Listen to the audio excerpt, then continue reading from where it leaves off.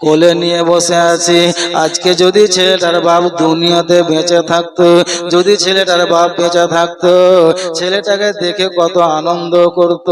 আজকে যদি ছেলের বাপ দুনিয়াতে বাঁচত, আমাকে কত সুন্দর সান্ত্বনা দিত। ছেলেটার বাপ যদি দুনিয়াতে বেঁচে থাকতো রে, তাকে একটা কোলে নেওয়া হতো। আজকে যদি ছেলের বাপ বেঁচে থাকতো, আমার কোল থেকে তার বাপ ছেলেটাকে নিয়ে হয়তো সে কপালে বসা বা চুমা দিত। আমার ছেলেটাকে নিয়ে বাপ যদি বেঁচে থাকতো, তার হয়তো একটু আনন্দ করত। বলে উম্মে আয়মান, এই কথাটা আমার মনে পড়লো। আমার স্বামী আব্দুল্লাহর কথা মনে পড়ে গেল গো। এর জন্য আমি যেন থামতে পারলাম না, আমার চোখে পানি ঝরে গেল। হযরত আমিনা বলছে, উম্মে আয়মান তুমি চিন্তা করো, যে কোনো মেয়েদের সন্তান হয়, মায়ের কোলে আসার পরে ওই সন্তানের বাপ ছেলেটাকে কোলে নেয়। আজকে ছেলের বাপ বেঁচে নাই, আমার মাথার কাছে এসে বসবে এরকম কেউ নাই। উম্মে আয়মান বলছে, জানো বুবু চিন্তা করিও না, ছেলের বাপের বাপ যেন দুনিয়াতে আছে, আমি তাকে ডেকে আনি।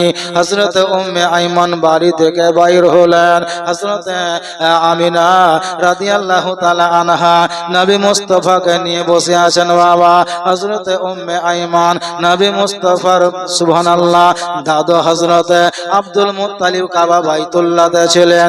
ওই জায়গাতে তিনি পৌঁছালেন। উম্মে আয়মান ডাক দেওয়া হলো। আব্দুল মুত্তালিব জিজ্ঞাসা করেছিল, বলে উম্মে আয়মান কেন তুমি এসেছো বলো?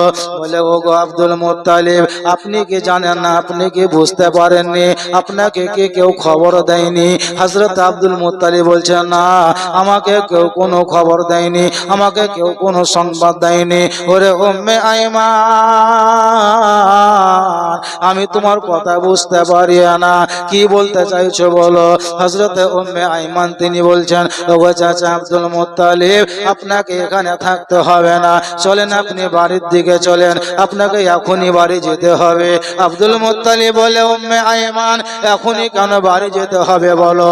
হযরত আব্দুল মুত্তালিবকে বলছে, চাচা গো, তোমার ছোট বৌমা যার নাম আমিনা, আব্দুল্লাহর বিবি, মদিনাতে বাপ মার বাড়ি, আপনার ছোট বৌমার গর্ভে সন্তান ছিল।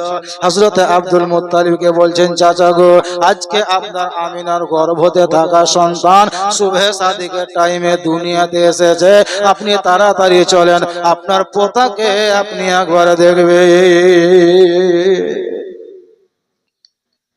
হযরত আব্দুল মুত্তালিব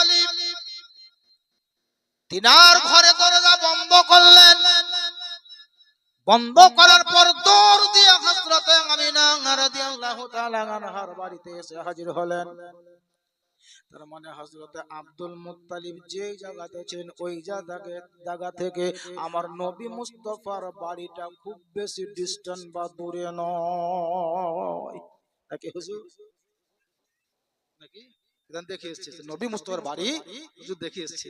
আমি 2018 সালে দেখেছি, ওই লেখা আছে আপনার লাইব্রেরি। নবী মুস্তাফা যেখানে বাড়ি ছিল ওটাকে লাইব্রেরি করে দিয়েছে।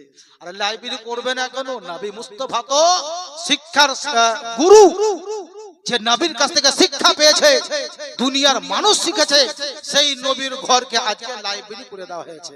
আর যারা হিংসা করেছিল আবু জেহেল, তার বাড়িকে ডিহিকে চাড়িয়ে যত বাথরুম পায়খানা সব তৈরি করেছে। দেখি হুজুর, বাথরুম পায়খানা তৈরি করে ওর বাড়িতে। আবু জেহেলের বাড়ি নাই, আবু জেহেলের বাড়ি নাই। গোটা দেশের লোক আবু জেহেলের বাড়িতে পায়খানা পেশাব করছে। আর আমার নবী মুস্তাফার বাড়ি মৌলুদুন নবী, নবীর ঘর থেকে আজও পর্যন্ত গোটা জগতের মানুষ শিক্ষা পেয়ে যাচ্ছে। জোরে বলেন সুবহানাল্লাহ। হযরত আব্দুল মুত্তালিব